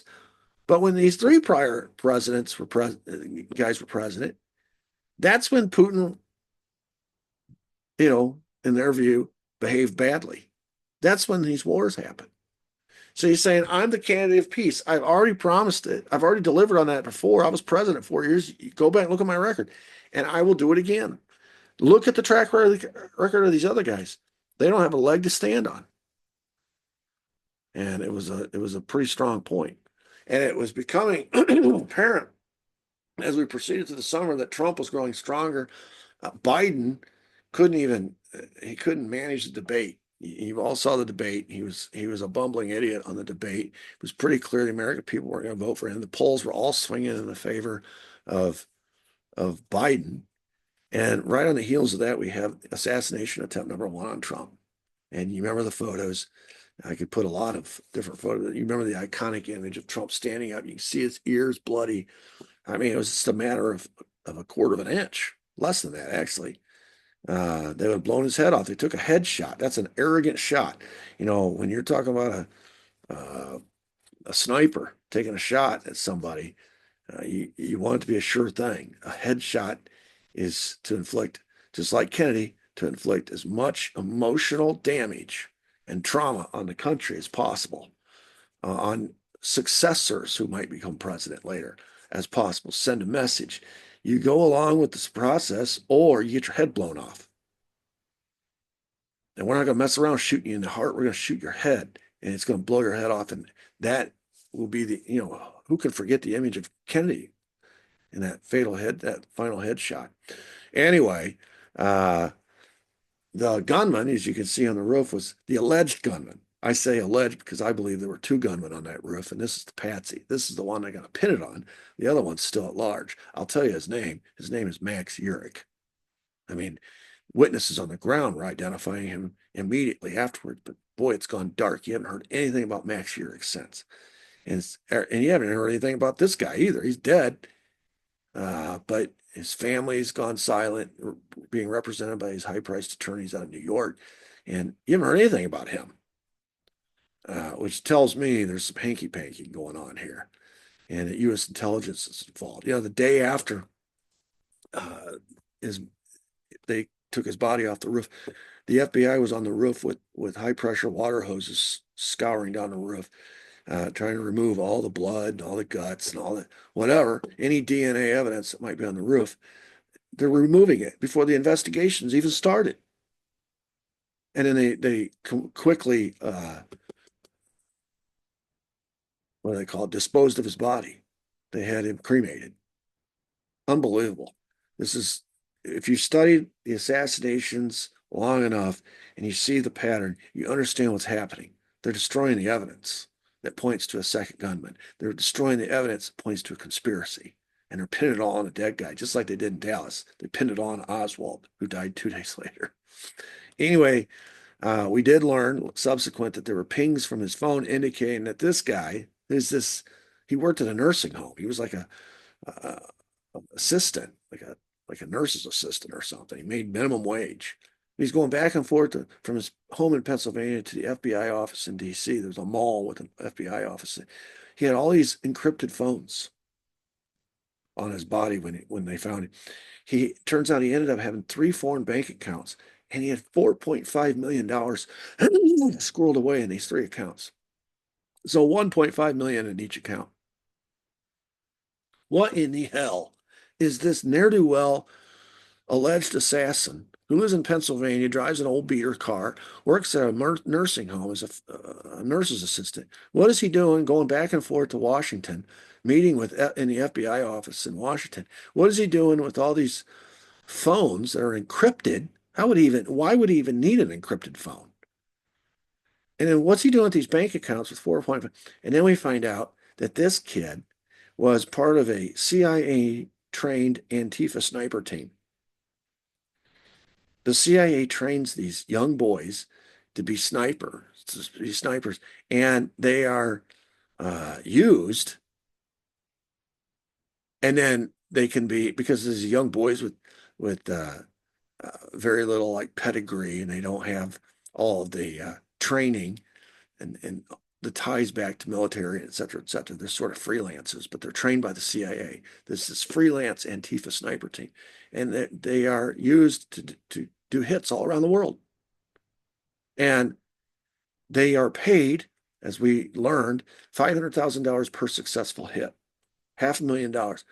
Well, that explains the $4.5 million in deposits. If you do the math, he has enough money sitting in these accounts, these foreign bank accounts, to account for 9 successful hits already. And they're saying he's this ne'er-do-well who missed Trump. But somewhere along the way, he has accomplished 9 successful hits, which accounts for the $4.5 million he's got sitting in these 3 foreign bank accounts. And he's masquerading, or his cover is, just like Oswald had cover at a coffee company. His cover is he works at this nursing home as a nurse's assistant. And he had been in Ukraine. Here he is, trained as this CIA trained Antifa sniper team, and he had recently been in Ukraine. There was no explanation as to why he was in Ukraine, but now the thinking is because he's a sniper, the only reason he would be in Ukraine is to snipe. And he must have successfully sniped 9 people in Ukraine because he has $4.5 million to show for it. All right. And then he came back from Ukraine, and the first thing he does is try to snipe the president, or the man campaigning to be president, and the guy who's going to shut down the Ukraine war. So, and of course, because he missed, this turns Trump into an icon. Fight, fight, fight. So then a couple months later, September 24, we have a second attempt where another gunman having ties to Ukraine, this guy had participated in several pro-Ukraine rallies in Kiev. He'd been in Kiev. He's pictured in Kiev. All right. Everybody knew who this guy was. He was at an Azov Brigade, is one of these neo-Nazi groups, event in 2022. He traveled to Ukraine just after the start of the war to help recruit Afghan soldiers who were fleeing the Taliban to come. These are frontline soldiers. They're sort of like mercenaries or soldiers of fortune, whatever. Come to Ukraine and help Ukraine fight. And he was the recruiter. He was the recruiter for the International Legion, which is part of the Ukrainian armed forces. And he was very pro-Ukraine, fighting Russia in this war. And he comes back. He's sitting there lying in wait at a golf course, Trump's own golf course. And if Trump had made it to that hole, the guy was less than 20 feet from him. He wouldn't have missed. And he had an AK-47. He's just yards away. And fortunately, he was spotted, and Secret Service took him out before he could take a shot. But both of these guys have ties to Ukraine. One of them was trained by the CIA, and this Antifa sniper had money squirreled away, all these these encrypted phones that had gone back and forth to the FBI office in Washington. These guys are tied in with this Ukraine policy, and they are attempting to take out Trump before the election. This is a long line of attempts to take out Trump. This is not the first. These are not isolated incidents. History builds, remember? So you got the insurance policy back in 16, the contingency plan after he won the office, the special prosecutor investigation. You got impeachment number one. You'll have impeachment number two after he leaves office, so he can never run again. That doesn't work. Now you have assassination attempt number one, you have assassination attempt number two, and during the process of all of this, which is 7 things, you have 3 or 4, I can't remember, 4, maybe 5 trials because of lawfare, where he's going through civil trials, trying to bankrupt him, criminal trials, trying to put him in jail, going after his family. My God, my God. And people like to act like, well, wasn't that big a deal. And for him to still be standing is amazing. It's all because in 16, it all started when he said, let's dialogue with Putin. Putin is a genius. Putin has achieved a lot for his country. And we need to acknowledge that. We need to acknowledge the sacrifices and achievements of his country and him personally. And then in 24, when he runs again, he says, I'm going to end the war in Ukraine. I'll end it in a day. It wouldn't have happened if I'd have been president. So because of all this, he's smeared with the pro-Putin collusion, blah, blah, blah. And when that doesn't work, they can't get him out because they can't change the minds of the American people. They can't get him out afterwards as a result of the Michael Flynn setup.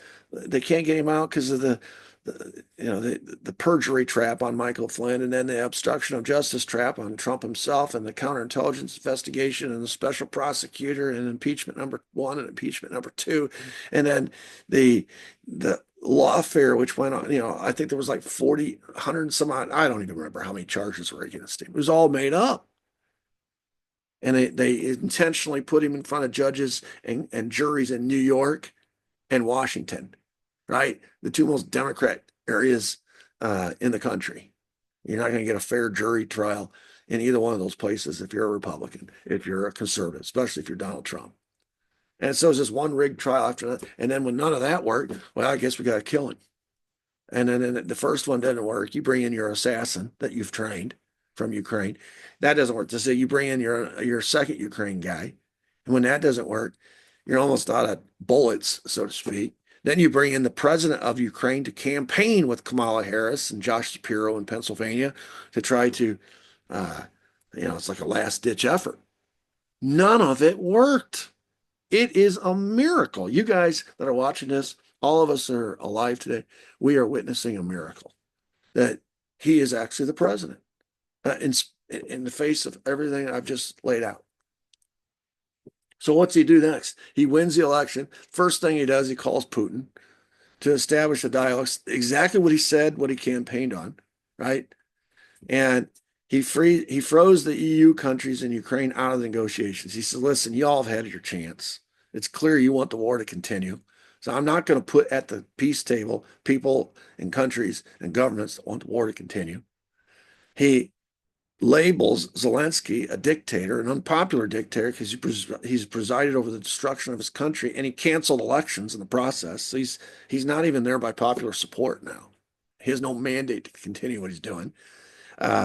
He stated that NATO expansion for Ukraine in the future is off the table, which is a complete reversal of U.S. policy.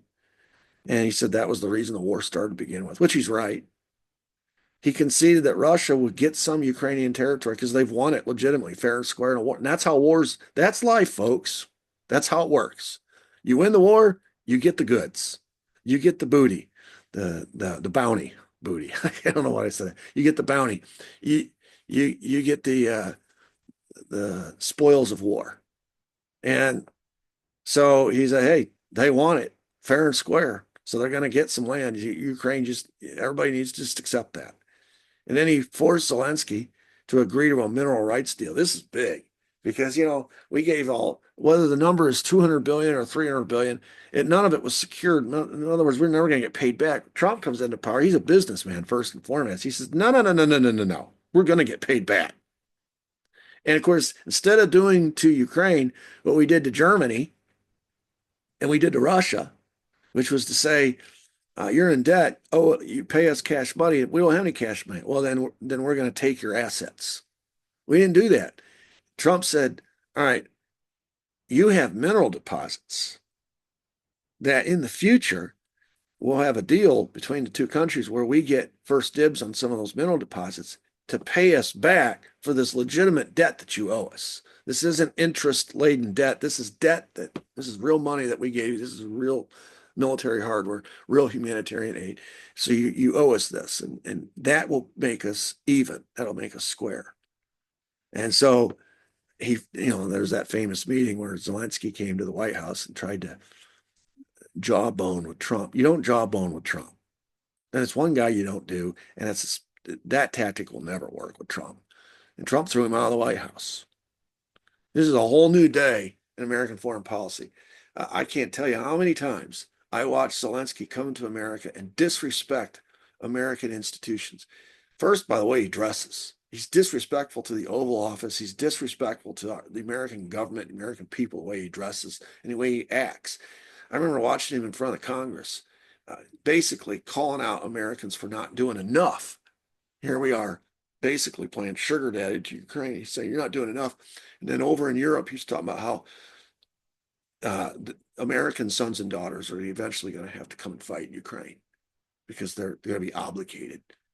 He's trying to trap America into coming in and having to fight, spill their own American sons and daughters' blood on their soil. He's trying to trap. His thinking is, if I'm dealing with a weak enough leader, and if I get them invested enough at some point, in order to protect that investment, they're going to be forced to come in and defend Ukraine against Russia. And then it'll be their soldiers fighting, not ours. And Trump's saying, no, no, no, no, no, that's not going to happen. And so they argued in the White House. Trump eventually threw him out. So Zelensky, who's used to getting over on Biden, used to getting over on all these American leaders for the last 4 or 5 years, has found somebody he can't get it over on. So Trump has terminated, essentially, the United States 30-year unipolar plan.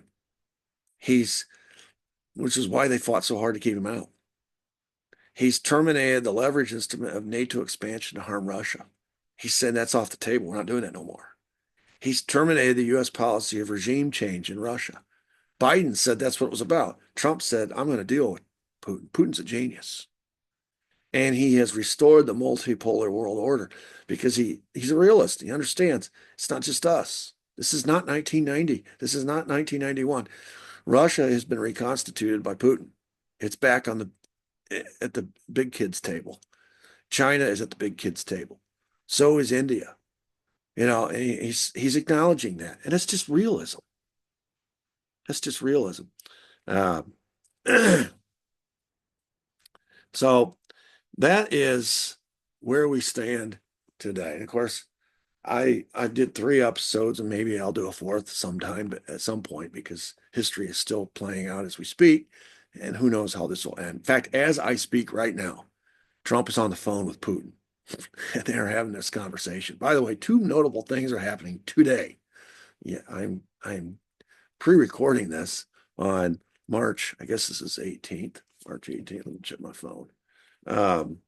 This is Tuesday, March 18th. I am pre-recording this on a significant day. This is the day that 2 things are happening. A, Trump is having a phone conversation with Putin about Ukraine. So that's big. And secondly, Trump promised last night in an interview that the JFK files are coming out today. So we'll be interested in that. I hope you enjoyed my Ukraine series. As I said, I'm leaving the room open for a 4th episode if and when a peace deal is reached. So I can kind of go through that with you. But and anything else that relates to Ukraine and this process that has been ongoing. Because, by the way, as we speak, the never-ending war, the next one is Iran. And they're already, these people that have been advocating for these never-ending wars for decades are now rattling the saber about Iran. And that is the next, if it was anybody else, if it was Kamala Harris as president, that would be the next target, Iran. And so it'd be interesting to see what happens going forward. Okay, that's it. That was a long one, but I hope you enjoyed it. Until next time, I hope everybody has a very blessed day. Thank you.